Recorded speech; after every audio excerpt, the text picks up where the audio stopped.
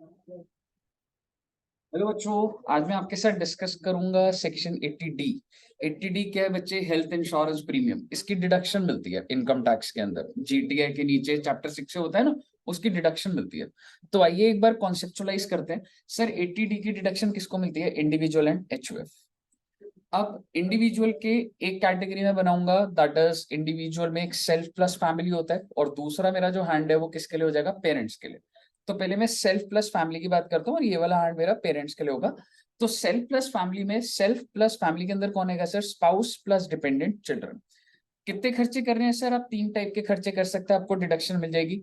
Health insurance premium, preventive health checkup और CGHS scheme. तो basically तीन तरीके के खर्चे आते हैं। सर पेरेंट्स के केस में क्या है? पेरेंट्स चाहे डिपेंडेंट हो चाहे इंडिपेंडेंट हो, कोई दिक्कत वाली बात नहीं। दो टाइप के खर्चे आएंगे, हेल्थ इंश्योरेंस प्रीमियम।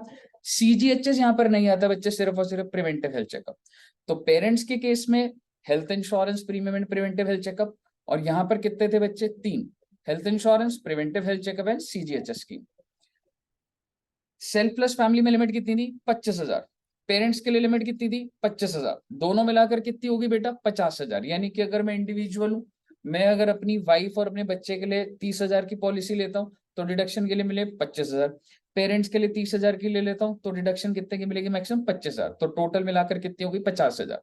लोगों को ये कम लगने लगी, तो सरकार ने बोला कि चलो जिसकी भी, अगर तुमने इंश्योरेंस कराई है सेल्फ प्लस फैमिली में, अगर जिसकी भी इंश्योरेंस कराई है, अगर उसमें से कोई भी सीनियर सिटीजन है, यानी कि जो इंश्योर्ड, जिसके नाम की इंश्योरेंस, अगर वो सीनियर सिटीजन है, तो 25,000 की लिमिट कितने की हो जाएगी बच्चे? 50,000। और यहां पर अगर पेरेंट्स है जिनकी मैंने इंश्योरेंस कराई है और अगर वो सीनियर सिटीजन है, तो वो 25,000 की लिमिट कितनी हो जाएगी? 50,000। तो कुल मिलाकर एक इंडिविजुअल को टोटल डिडक्शन 50 इधर आ सकती है मैक्सिमम, और 50 पेरेंट्स के लिए आ सकती है। तो टोटल कितनी आ गई बच्चे? 1,00,000 रुपए।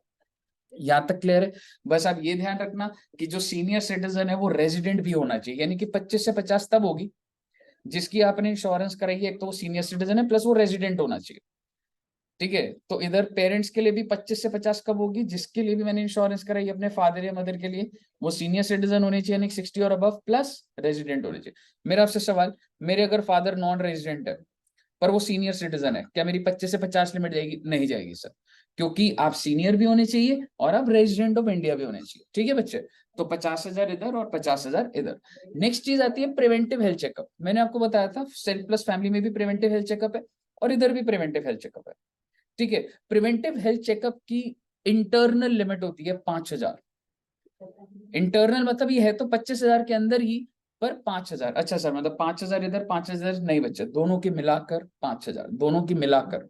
यानी कि मैंने, अगर अब मैं आपको बोलूं, मैंने 3,000 रुपए का खर्चा करा self plus family preventive. Preventive जो है ब्लड टेस्ट, सिटी स्कैन, ठीक है, ऐसे छोटे मोटे कोविड टेस्ट, जो भी टेस्ट होते हैं। ठीक है, 3,000 का मेरे ऊपर हुआ, मेरी फैमिली के ऊपर हुआ, और 3,000 का मेरे पेरेंट्स पर हुआ, टोटल 6,000। तो सर कितने की डिडक्शन मिलेगी? टोटल मिलेगी बेटा 5,000।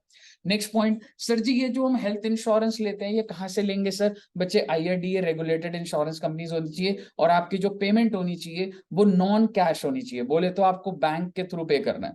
यानी कि अगर मेरे को, अगर इंश्योरेंस प्रीमियम पे करता हूं, अगर मैंने कैश में दिया, मेरे को डिडक्शन नहीं मिलेगी। It has to be non cash, चाहे वो मेरे लिए हो चाहे मेरे फैमिली के लिए हो। लेकिन प्रिवेंटिव हेल्थ चेकअप कैश में हो सकता है।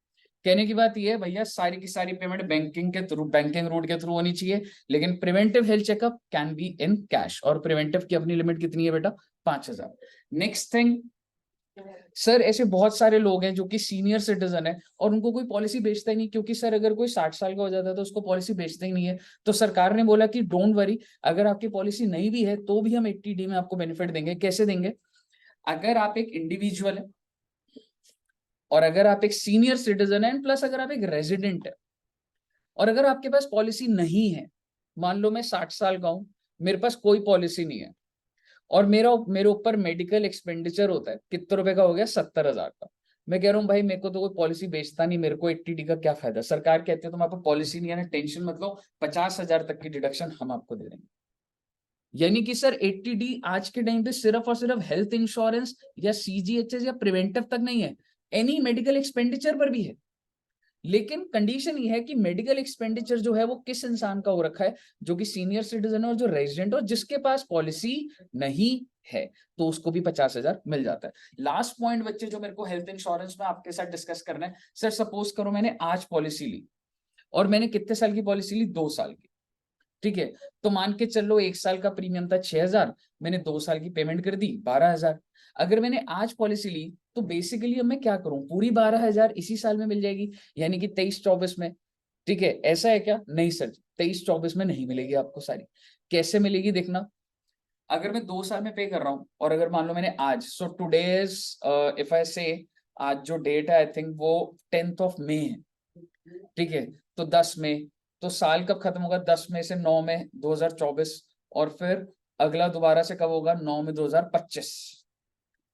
तो बेसिकली कितने साल कनेक्ट हो गए आपको पता है, 23-24, 24-25 और 25-26 भी, क्योंकि 9 मई 25 है ना, 25-26 भी 3 साल। क्योंकि मेरा जो पॉलिसी का पीरियड है वो 3 साल को टच कर रहा है, तो मेरे को डिडक्शन 3 साल में मिलेगी। यानी अगर मैंने 12,000 पे करा था टोटल, तो 12,000 डिवाइडेड बाय 3, 4,000 4,000 4,000। ऐसा नहीं होता बच्चे कि मैं 10 साल का पॉलिसी पे कर दूं और मेरे को एक साथ डिडक्शन मिल जाए। वो जितने भी ईयर्स को टच कर रहा है उससे आपको डिवाइड करना पड़ता है और तब आपको उसकी डिडक्शन मिलती है। सो आई होप आपको एक टीडी पूरा का पूरा क्लियर है। Thank you very much.